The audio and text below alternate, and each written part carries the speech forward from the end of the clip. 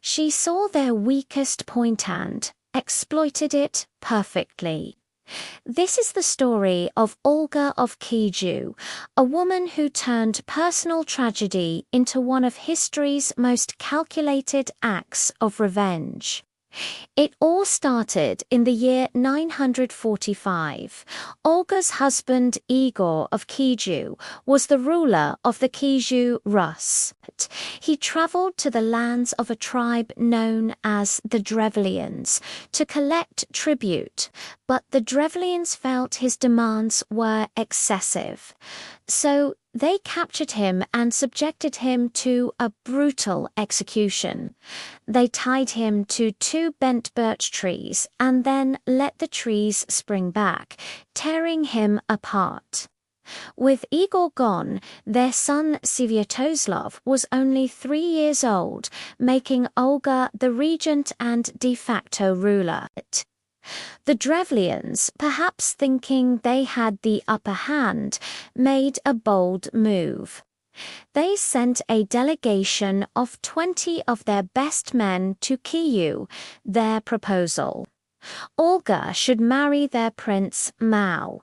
This would effectively give them control over the entire Kievan Rus. They arrived by boat, proud and confident, telling Olga, "We have killed your husband. Marry our prince." Olga greeted them with a calm, almost welcoming demeanor. She told them she was pleased with their proposal. Then she said, "For now, return to your boat and remain there with an air of arrogance.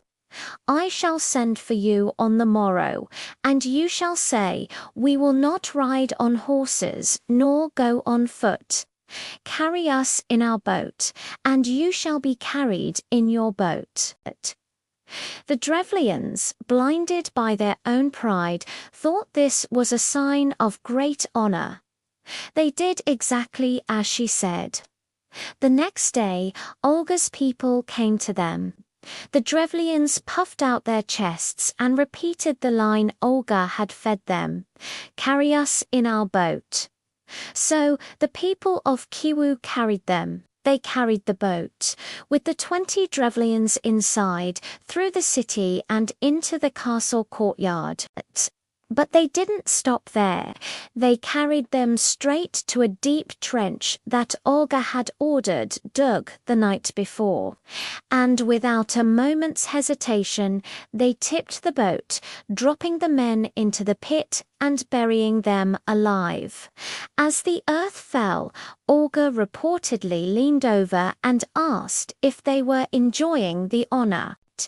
But she wasn't finished. Before news of this could reach the Drevlians, Olga sent a message to their prince. She told him she would accept his proposal, but only if he sent his most distinguished men to escort her to their lands. She claimed she needed this show of respect so her own people would let her go. Again, the Drevlians fell for it. They gathered their best governors, their top military commanders, and their most influential nobles, and sent them to Kyiv. When this second, more prestigious delegation arrived, Olga had a different welcome prepared. She invited them to refresh themselves in the bathhouse after their long journey.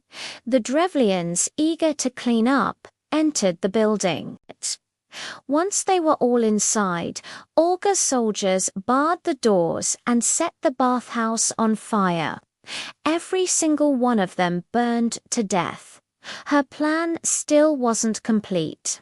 She then sent another message to the Drevlians, this time announcing that she was coming to their capital city, Izhit. She said she wanted to hold a funeral feast at her husband's tomb to properly mourn him before marrying their prince. The Drevlians, now completely unaware of the fate of their 2 delegations, saw this as the final step before their victory. They prepared a massive feast with huge quantities of mead. Olga arrived with a small group of soldiers, appearing to be in mourning. She wept at her husband's grave and joined the Drevlians in the feast. Her soldiers began to serve the Drevlians, pouring them drink after drink. Olga encouraged them to drink heavily in Igor's honor. Soon, the entire Drevlian party was hopelessly drunk. When they were all passed out or too intoxicated to stand, Olga gave a signal. Her soldiers drew their swords. That night, they killed 5,000 Drevlians as they slept. Even then, the revenge was not absolute. Olga returned to Kyiv, raised an army, and laid siege to Iskorostin. The city held out for a year, but the people were starving and exhausted. They begged for mercy, offering tribute of honey and furs. Olga appeared to soften. She told them, "I do not wish to impose a heavy tribute. I ask only for a small gift. Give me 3 pigeons and 3 sparrows from each house." The Drevlians were overjoyed. This seemed like an incredibly small price for peace. They quickly gathered the birds and sent them to Olga. But Olga had one final, brilliant, and terrifying move. That night, she instructed her soldiers to attach a piece of sulfur-bound cloth to the leg of each bird.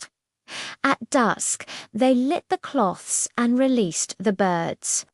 The pigeons and sparrows, as birds do, flew back to their nests. They flew to the coops under the eaves and into the thatched roofs of the houses all over Iskorostin. In an instant, the entire city was ablaze. There was nowhere to run. As the panicked citizens fled the burning city, Olga's army was waiting for them. They captured the elders, killed many others, and sold the rest into servitude. Olga saw their pride, their arrogance, their underestimation of her as a grieving widow. She saw their weakest point and she exploited it perfectly, not once, but 4 times, each step more devastating than the last. Her revenge was so complete that the Drevlians were erased from history as a distinct people. Later in life, she converted to Christianity and was eventually declared a saint. Forever remembered not just as a ruler, but as one of history's most cunning strategists. Thanks for watching. If you enjoyed this story, be sure to like, subscribe, and hit the notification bell so you don't miss our next video.